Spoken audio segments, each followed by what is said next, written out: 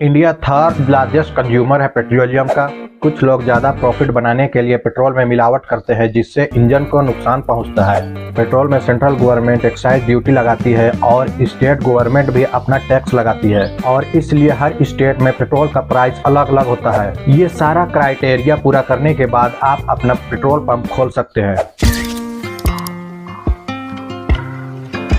Hello friends, petrol pump के बारे में हम सभी थोड़ा बहुत तो जानते ही हैं। गाड़ी लेकर वहां जाते हैं, तेल भराते हैं और चले आते हैं, पर हमें ये पता नहीं होता कि तेल सही है या मिलावट वाला है। ये जानने से पहले ये जान लेते हैं कि भारत तेल किससे और किस तरह खरीदता है। इंडिया थर्ड लार्जेस्ट कंज्यूमर है पेट्रोलियम का और हर दिन 4.5 मिलियन बैरल कंज्यूम करता है। इंटरनेशनल मार्केट में कच्चा तेल बैरल में मापा जाता है। भारत मेन रूप से तेल इराक, सऊदी अरब और यूनाइटेड स्टेट से खरीदता है।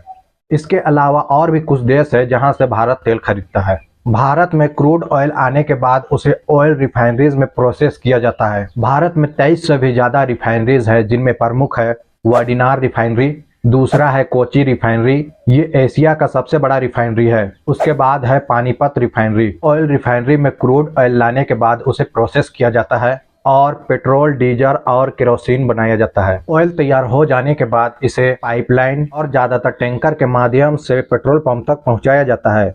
पेट्रोल पंप के नीचे टैंक्स होते हैं जहां हजारों लीटर ऑयल रखे जाते हैं। पेट्रोल पंप में एक मशीन भी होता है जिसमें नोजल लगे होते हैं। मशीन में मीटर भी लगे होते हैं जो फ्यूल की मात्रा, प्राइस और फ्यूल डेंसिटी को बताता है। जब नोजल का हैंडल दबाया जाता है तो टैंक से पाइप के द्वारा तेल बाहर आता है और नोजल से गाड़ी में फ्यूल भरी जाती है। कई जगहों पर पेट्रोल में मिलावट किया जाता है। लोग ज्यादा प्रॉफिट बनाने के लिए अच्छे फ्यूल में पानी या सस्ते ऑयल मिला देते हैं। मिलावट वाले ऑयल की वजह से गाड़ी के इंजन को काफी नुकसान पहुंचता है। फ्यूल इंजेक्शन सिस्टम को प्योर फ्यूल संभालने के लिए बनाया गया है। जब खराब ऑयल इसमें डाले जाते हैं तो इसमें रुकावट पैदा होती है और ठीक से फ्यूल सप्लाई नहीं हो पाती, फिर गाड़ी झटके देने लगती है। खराब फ्यूल से माइलेज कम हो जाता है, गाड़ी धुआं भी ज्यादा छोड़ता है। इसलिए फ्यूल ऐसे पेट्रोल पंप से भराने चाहिए जिनका ट्रैक रिकॉर्ड अच्छा हो। इन सब के अलावा कुछ पेट्रोल पंप ओनर्स मीटर के साथ छेड़छाड़ करते हैं, जिससे जितना पेट्रोल मिलना चाहिए उतना नहीं मिलता है।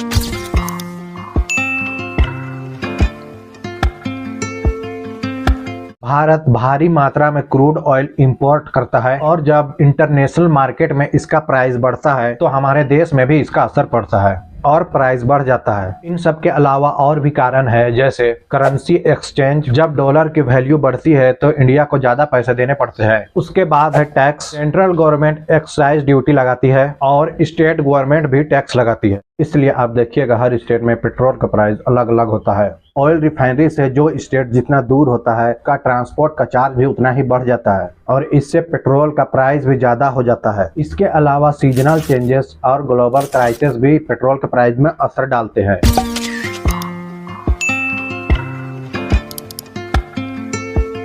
इंडिया में जिनके पास पेट्रोल पंप्स होते हैं उन्हें काफी कामयाब और अमीर माना जाता है। बहुत सारे लोगों का सपना होता है कि उनके पास भी पेट्रोल पंप हो। देखिए, industrial growth, rising income level और अर्बनाइजेशन की वजह से पेट्रोल की डिमांड साल भर बनी रहती है। अगर कोई इंसान पेट्रोल पंप खोलना चाहता है तो कुछ रिक्वायरमेंट होती है जिसे पूरा करना पड़ता है। जैसे आपकी एज 21 साल से ज्यादा होनी चाहिए, ग्रेजुएशन की डिग्री होनी चाहिए, मिनिमम कैपिटल की जरूरत पड़ेगी जो अलग अलग कंपनीज के लिए अलग अलग होती है। मिनिमम कैपिटल मीन्स निवेश करने के लिए आपके पास एक हद तक पैसे होने चाहिए। इन सब के अलावा एक अच्छी लोकेशन में लैंड होनी चाहिए, क्योंकि लोकेशन अगर सही जगह पर हो तो ज्यादा कस्टमर्स आएंगे। इसलिए पेट्रोल पंप नेशनल हाईवे या मेन रोड के नजदीक होनी चाहिए और रेसिडेंशियल एरिया के पास होनी चाहिए। पेट्रोल पंप खोलने के लिए कुछ एप्लीकेशन प्रोसेस से भी गुजरना पड़ता है। सबसे पहले कॉन्सर्ड ऑयल कंपनी के वेबसाइट पर जाइए, जैसे IOC, HPCL या BPCL। वहाँ पर एप्लीकेशन फॉर्म भरना है। फॉर्म भरने के लिए identity proof, address proof, land ownership documents, financial statements की जरूरत पड़ेगी। ये सारे डॉक्यूमेंट सही होने चाहिए, उसके बाद ये एप्लीकेशन एक्सेप्ट होता है। फिर कुछ लाइसेंस और परमिशन की जरूरत पड़ेगी, जैसे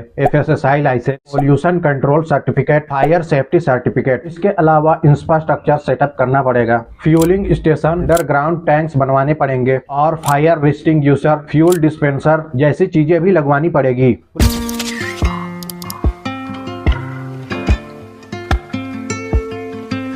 पुलिस को गाड़ियों की हमेशा जरूरत पड़ती है। क्रिमिनल का पीछा करना हो या क्राइम सीन में जल्दी पहुंचना हो तो गाड़ियों की जरूरत बहुत बढ़ जाती है। फ्यूल बर्बाद न हो इसलिए पुलिस स्टेशन पर कितनी गाड़ियां हैं और इसका ड्यूटी एरिया कितना बड़ा है, इस आधार पर उन्हें फ्यूल मिलता है। कई क्षेत्रों में क्राइम रेट के हिसाब से भी फ्यूल दिया जाता है। जैसे किसी पुलिस स्टेशन के क्षेत्र में क्राइम रेट बहुत कम है तो उन्हें फ्यूल भी कम दिया जाता है, और जिन क्षेत्रों में क्राइम रेट ज्यादा होता है तो ऐसे पुलिस स्टेशन को फ्यूल भी ज्यादा दिया जाता है। कई पुलिस डिपार्टमेंट्स को फ्यूल के लिए पैसे ही दे दिए जाते हैं। इन सब के अलावा क्षेत्र के आबादी पर भी निर्भर करता है। जिन क्षेत्रों की आबादी कम होती है जैसे गाँव इलाके, तो यहाँ फ्यूल की खपत भी कम होती है, और जिन क्षेत्रों की आबादी ज्यादा होती है जैसा सिटी एरिया, तो यहाँ फ्यूल की खपत भी ज्यादा होती है। यहाँ के पुलिस स्टेशन को फ्यूल भी ज्यादा मिलता है।